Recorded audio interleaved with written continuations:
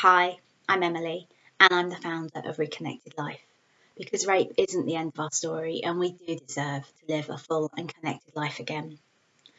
I'd love to tell you about the Reconnected Life community. You might well be feeling quite isolated and alone.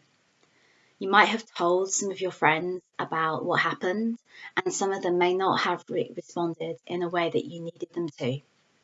They may have blamed you. They may have asked you, were you sure?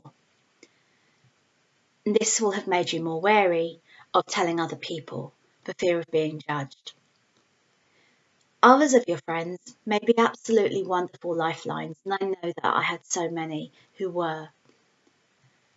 But I still didn't want to be a burden to them. I didn't want to be the friend that brought everyone else down. I didn't want to be the friend that had the panic attack in the middle of the restaurant, which happened. I didn't want to be the friend that would be in tears at the end of the night, which usually happened. And I didn't want to be the friend that would cancel on going out because I was fearful of those things happening again. And so over time, I became quite isolated and quite alone and quite lonely. And it felt like this was just living, just the way life was now, just one day at a time, just coping. And often I would feel like if I were to fall back down the abyss again, it wouldn't really matter, because if I couldn't get back up, then that would just be the end, wouldn't it? And I had my plan B. And I don't want that for you. I really don't. But you're probably coping really well. I know I was. Oh, I thought I was. Um, I was drinking too much, taking too many drugs, had a little accident with prescription diazepam one night, which I mixed with my sleeping pills by mistake. When you get up in the middle of the night because you've still got the nightmares that are coming through, and the fact that you've had your sleeping pills, so you take diazepam just to calm it down without realising that you're already taking your sleeping pills, so you shouldn't have taken the diazepam as well. Quite lucky to be here talking to you, actually. I ate so much food. I ate literally macaroni and cheese for breakfast, lunch and dinner for about 3 months. If I was feeling bad, then I would I would numb it with alcohol and fill it with food. If that didn't work, I would slice it open. I had lots and lots of sex, just because I wanted to prove that I could and that I was in control, that he hadn't got to me, that I was still in charge of my sexual being. But of course I wasn't really connected in those encounters because I was drunk.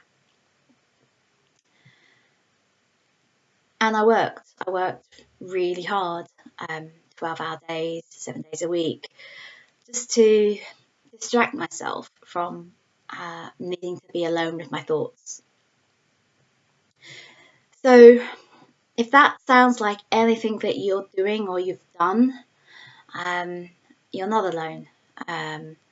These numbing behaviours that we do, we do them to protect ourselves, to mean that we don't need to look at what's really hurting us.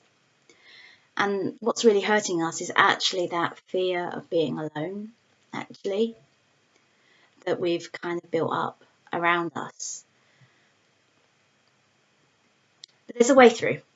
There is a way through.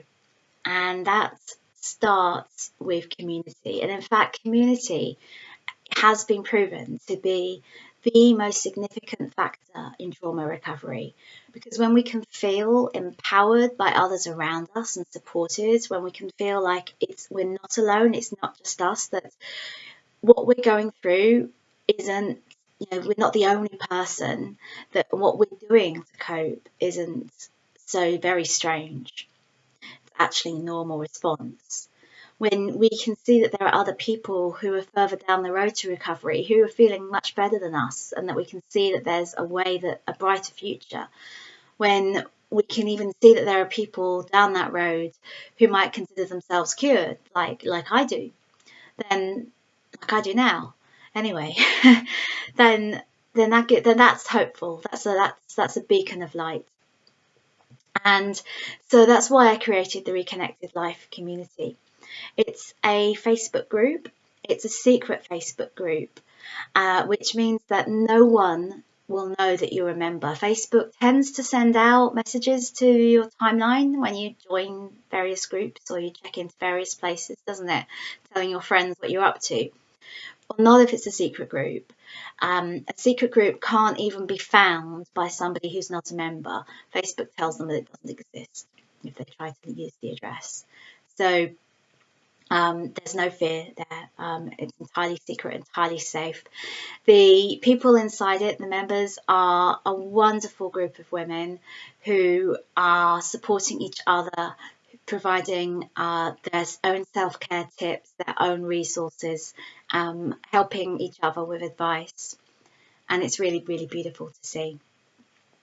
So to join, just fill in your details below, and then I can get Facebook to send you a join invitation. Sometimes that invitation can end up in your spam or your junk folder, so do check there if you haven't got it back. And just let me know if you've got any issues getting into the group. Be really delighted to welcome you there and to help you on with that first step to recovery, to join the community. It's entirely free. It will always be entirely free. No obligation to stay in the group if you don't want to stay, if you don't like it, if you decide it's not for you.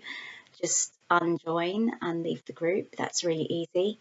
So give it a try and fill in your details, and I'll see you there. Awesome. All the best. Bye.